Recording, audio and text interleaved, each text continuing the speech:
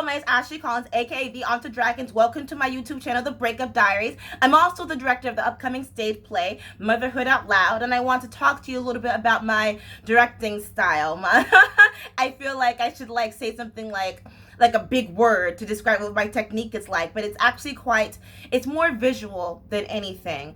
When I'm approached with a script, play, etc., screenplay, etc., I see everything like a movie. So when you're creating a film, right? Like they storyboard every scene. That way it helps the cinematographer.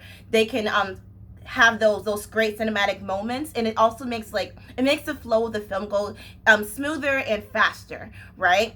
So I storyboard the script in my mind, so I know visually this is going to look like this in that particular moment when they say that particular line. So my challenge as a director is how can I how can I convey that message to the actor, because obviously they're not in my mind. They don't see the visual that I'm trying to convey, you know.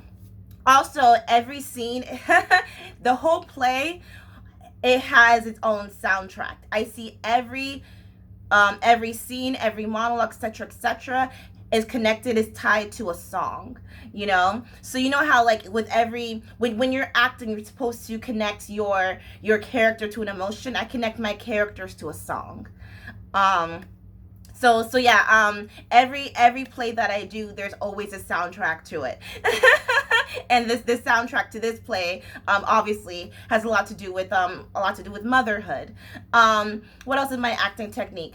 My job as the director is to not tell the actor it's not to tell the actor how to feel or how to execute their lines. That's never the director's job, and it always irritates me when someone does that, right? My job is to help guide them. So I help guide them by asking them questions. And they and it's like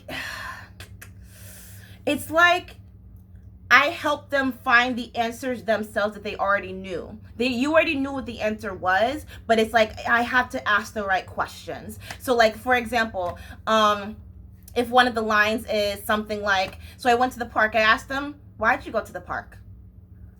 You know, everything has a why connected to it. And it's my job for the actor to understand, because I also think that when something is written, when someone writes something, there's some context behind why they wrote what they did, and it's all of our job collectively to understand that context. There's historical context and there's personal context between the between the writer's intent and writing what they did. So it's our job collectively to find those reasons. So you have to find the right whys to ask.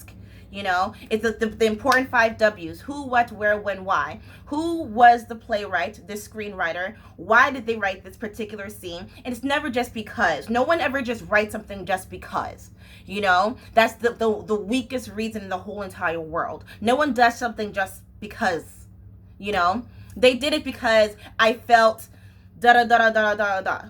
You know, I also don't like that word acting, because it's like this is not a clown show. You know, go to the circus if you want to see a clown show. I want you to find the real in this character, because this character was alive in this writer's mind, right? So how can we bring this character to life with not only your words but with your body as well, you know? So it's a combination of finding the real, but also finding the funny, not taking things too serious. Like if you look at the most popular stand-up comedians, right? They don't ham it up, you know. they're actually just being real and honest with the audience. Oh, and I also love breaking the fourth wall. I love breaking the fourth wall. I love. I'm just gonna say that again. I love breaking the fourth wall, because it's a theatrical experience, you know. You're not only are you the observer of the play, but you're also a participant in this play. So so if you come to one of my plays, get ready to be interacted with, you know.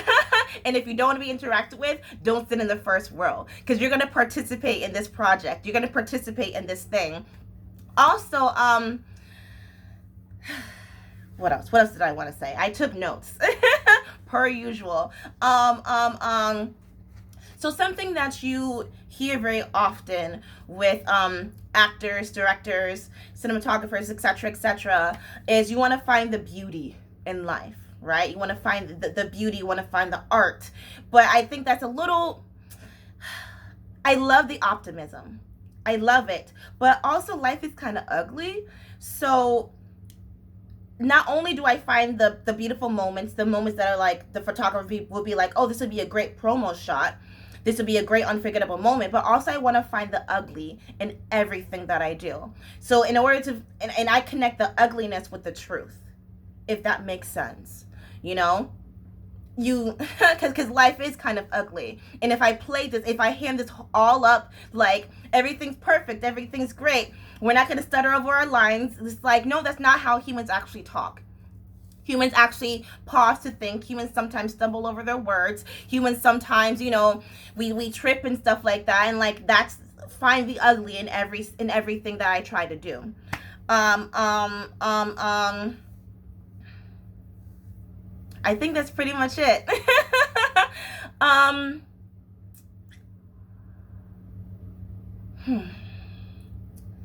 think I don't like putting on a show, which is gonna sound really bad because I definitely would love for you to come check out the play. It opens June 11th at New Tampa Players. You can go to newtampaplayers.org you can go to newtampaplayers.org to get your tickets.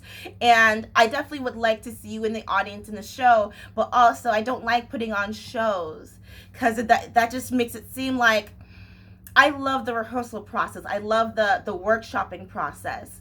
And when the show goes on, it's like you can't touch anything anymore. Like, you're supposed to leave it as is. And I don't like that because it's like there's so much more opportunity for there's so much more opportunity for exploration with these characters, with the actors. You know, like sometimes, like even now during the rehearsal process, there are like aha moments with the lines and I'm like, oh my God, I completely missed that from the first day of rehearsal. But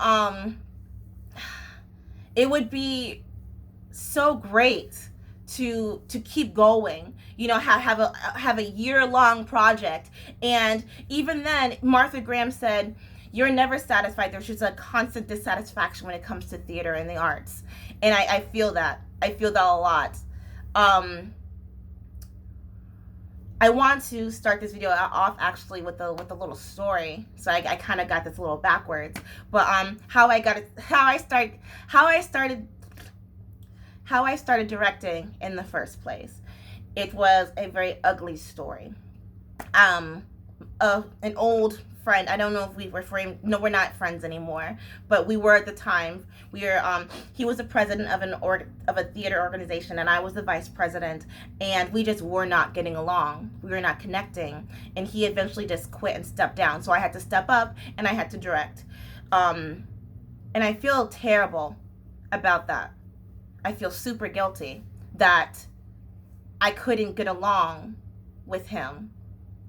And I hate that I was thrust into directing, although I love it. I love it so, so much. I love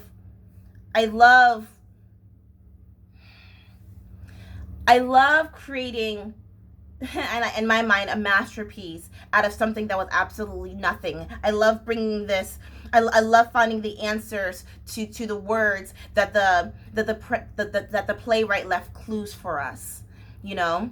But I just wish that I would have